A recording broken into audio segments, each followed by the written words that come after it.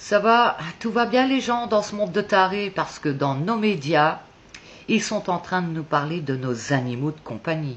Au tout début, ce qui polluait, c'était les vaches qui pétaient. Et bien maintenant, non. Je vais vous mettre la vidéo où ils en parlent et écoutez bien ça. Hein. Ils disent que le chat, il détruit la biodiversité parce qu'il s'attaque aux souris et aux petits animaux, quoi. Voilà. Hein, ils nous en débarrassent, mais pour eux, c'est pas normal. Et les chiens, c'est la cause de la déforestation parce que, soi-disant, on enlève toutes les forêts pour implanter des trucs pour faire fabriquer la nourriture pour chiens. Voilà ce que nos médias font gober aux Mongols qui continuent à regarder la télé. Tout simplement, les gens. Voilà. Alors, je sais pas, mais au bout d'un moment, faut se dire qu'ils vont nous mettre une taxe en plein dedans. Je le sens bien, parce que de toute façon, on est libre de plus rien du tout. Ils veulent tout nous enlever, même le droit d'avoir un animal de compagnie.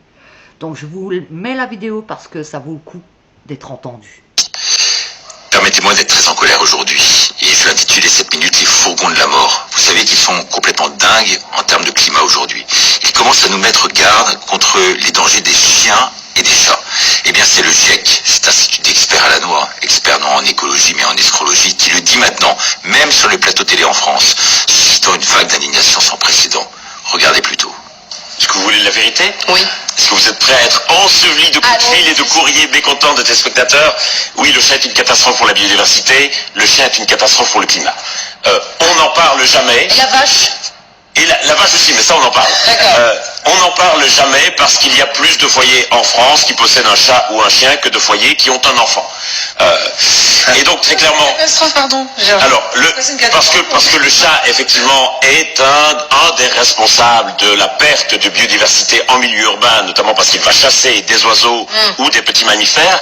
Et le chien, surtout les gros chiens, sont une catastrophe pour le climat parce qu'il faut les alimenter et qu'aujourd'hui, une bonne partie de la déforestation sert effectivement aux cultures qui vont servir aux aliments pour animaux domestiques. Alors, une fois qu'on a dit ça, qu'est-ce qu'on fait? On va pas faire comme l'Australie et lancer des campagnes d'abattage. Pitoyable. Ils demandent maintenant à limiter les chiens et les chats, comme en Australie où il y a des campagnes pour les tuer, un nettoyage de rue.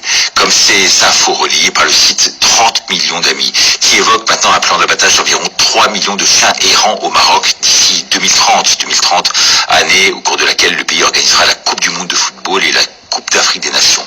Et bien après cette nécessaire dépopulation humaine dont la picouse aura été l'un des acteurs principaux, une dépopulation tant souhaitée par Bill Gates, Attali, Macron et consorts, serait-ce venu maintenant le temps de la dépopulation animale?